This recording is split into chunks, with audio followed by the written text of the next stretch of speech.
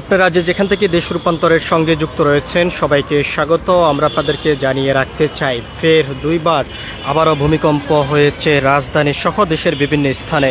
কয়েক ঘন্টার ব্যবধানে দেশে দুইবার ভূমিকম্প আঘাতে মানুষের জনমনে আতঙ্ক শুরু হয়েছে। কেঁপে উঠেছে রাজধানী সহ দেশের বিভিন্ন জেলা।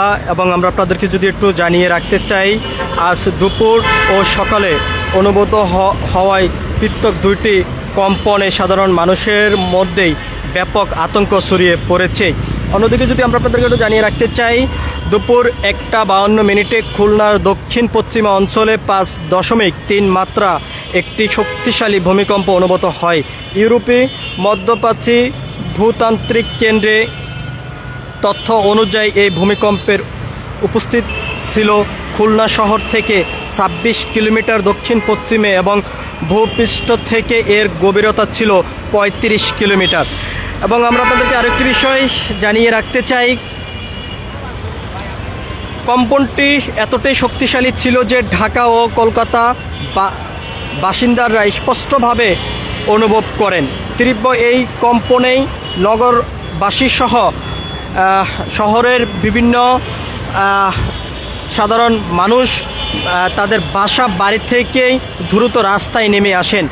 এর আগে যদি আমরা আপনাদেরকে একটু জানিয়ে রাখতে চাই, সকাল 11:28 বাংলাদেশ ভারত সীমান্ত সংলগ্ন কুষ্টিয়া ও পাবনা এলাকায় 3.8 মাত্রা একটি মৃদু ভূমিকম্প অনুভূত হয়। আন্তর্জাতিক ভূতান্ত্রিক সংস্থাগুলোর তথ্য অনুযায়ী এই ভূমিকম্পের উপস্থিতি ছিল কুষ্টিয়া শহর থেকেই 14 কিলোমিটার দূরে এবং গভীরতা ছিল 503 কিলোমিটার। অধিক গভীরতায় উপস্থিত হওয়ায় এটি খুব বেশি তীব্রভাবে অনুভব না হলেও দুপুরে শক্তিশালী কম্পনের পর এটি জনমনে আতঙ্ক কয়েক ঘন্টার মধ্যেই বাড়িয়ে দিয়েছে।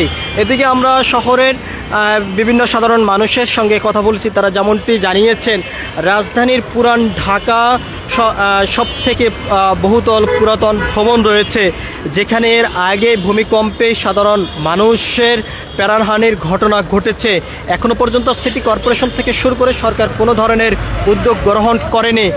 দেশে 2025 এবং 26 সালে এই পরপর ভূমিকম্পের আতঙ্কে মানুষের ভিতরে একটি জনমতের একটি প্রশ্ন উঠে এসেছে। বর্তমান সরকার এবং সিটি কর্পোরেশনের যারা ঊর্ধ্বতন কর্মকর্তা রয়েছেন, তারা এই বহুতল পুরাতন ভবনগুলো অপসারণ করবেন কিনা এবং সেটি উদ্যোগ গ্রহণ করবেন কিনা অপসারণের, সেই প্রশ্ন কিন্তু করে যাচ্ছেন। এদিকে আবহাওয়া অধিদপ্তরের তথ্য অনুমতে যেমনটি আমরা জানতে পেরেছি, দফায় দফায় এই ভূমিকম্প অনুভূত হলেও এখন পর্যন্ত দেশের কোথাও বড় ধরনের কোনো ক্ষয়ক্ষতি হয়নি বলে আমাদেরকে জানানো হয়েছে। এছাড়া হতাহতের খবর এখনও পর্যন্ত পাওয়া যায়নি। তবে পরিস্থিতি গভীরভাবে পর্যবেক্ষণ করছেন আবহাওয়া অধিদপ্তর। আমরা আপনাদেরকে একটু সরাসরি দেখানোর চেষ্টা করছি দেশ রূপান্তর ক্যামেরার মাধ্যমে। রাজধানীর বহুতল যে ভবন রয়েছে, ভবন থেকে সাধারণ মানুষ নিচে নেমে এসেছে এই ভূমিকম্পের আঘাতে এবং এর আগেই সবথেকে শক্তিশালী ভূমিকম্পের আঘাতেই রাজধানীর পুরান ঢাকায় সাধারণ মানুষের প্রাণহানির ঘটনা ঘটেছে, যার কারণে অনেকটা আতঙ্ক জুড়ে রয়েছে পুরো শহরেই। পুরাতন যে সকল ভবনগুলো রয়েছে, ভবনগুলো কবে কখন অপসারণ করার উদ্যোগ গ্রহণ করবেন বর্তমান সরকার এবং সিটি কর্পোরেশন, সেই প্রশ্ন কিন্তু তারা করে যাচ্ছেন। সব কিছু মিলিয়ে যদি আমরা আপনাদেরকে জানিয়ে রাখতে চাই, রাজধানীর পুরান ঢাকা সহ এবং রাজধানীর বিভিন্ন গুরুত্বপূর্ণ স্থানে বহুতল পুরাতন ভবন রয়েছে, অনেক ভবন পরিত্যক্ত অবস্থায় রয়েছে। এই পরিত্যক্ত ভবনগুলো অপসারণ না করলে ভূমিকম্পের আঘাতে যে কোনো সময় ধসে পড়ে প্রাণহানির ঘটনা ঘটার সম্ভাবনা রয়েছে বলে এমনটি কিন্তু জানিয়েছেন। সব কিছু মিলিয়েই সাধারণ মানুষের মধ্যে এখনও পর্যন্ত আতঙ্ক রয়েছে এবং তারা আতঙ্ক অবস্থায় রয়েছে। আজকে এই কয়েক ঘন্টার ব্যবধানে দুইবার ভূমিকম্প আঘাত নিয়ে এসেছে রাজধানীর ঢাকা সহ দেশের বিভিন্ন জেলাতে এবং সেই আঘাতেই সাধারণ মানুষের ভিতরে ব্যাপক একটি আতঙ্ক দেখা দিয়েছে এবং যার আতঙ্কের কারণে তারা বাসা বাড়ি থেকে রাস্তায় নেমে এসেছেন, এসে ছোটাছুটি করছেন। এর আগেও আমরা দেখেছি শক্তিশালী ভূমিকম্পের আঘাতেই রাজধানী সহ কেঁপেছে পুরো দেশ এবং সেখানেই পুরান ঢাকার বহুতল ভবনের রেলিং ধসে পড়েই প্রাণহানির ঘটনা ঘটেছে এবং বিভিন্ন বহুতল পুরাতন ভবনগুলো পাটল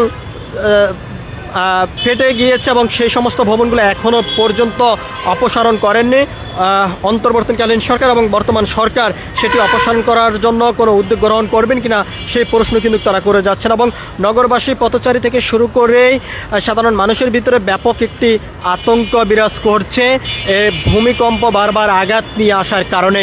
এই আঘাতের কারণে যে কোনো সময় শহরে বড় ধরনের দুর্ঘটনা ঘটার সম্ভাবনা রয়েছে বলে তারা জানিয়েছেন।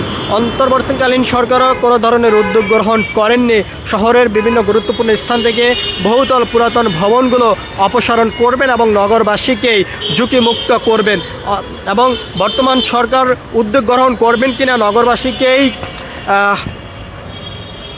এই আতঙ্ক থেকে মুক্তি দেবেন কিনা সেটি কিন্তু তারা প্রশ্ন করে যাচ্ছেন এবং যেই ঝুঁকিপূর্ণ যে ভবনগুলো রয়েছে ভবনগুলো অপসারণ করবেন কিনা, সাধারণ মানুষকে ঝুঁকিপূর্ণ মুক্ত করবেন কিনা সেই প্রশ্ন তারা করে যাচ্ছেন। আমরা আপনাদেরকে একটু সরাসরি দেখানোর চেষ্টা করছি দেশ রূপান্তরের ক্যামেরার মাধ্যমে এবং আপনাদের সঙ্গে যুক্ত রয়েছে আমি মোহাম্মদ খোকা। আজকে যে শক্তিশালী ভূমিকম্পটি আঘাত নিয়ে এসেছে এটি দুপুর 1:52 আঘাত নিয়ে আসে, যার অবস্থান ছিল 5.3 এবং যার আঘাতেই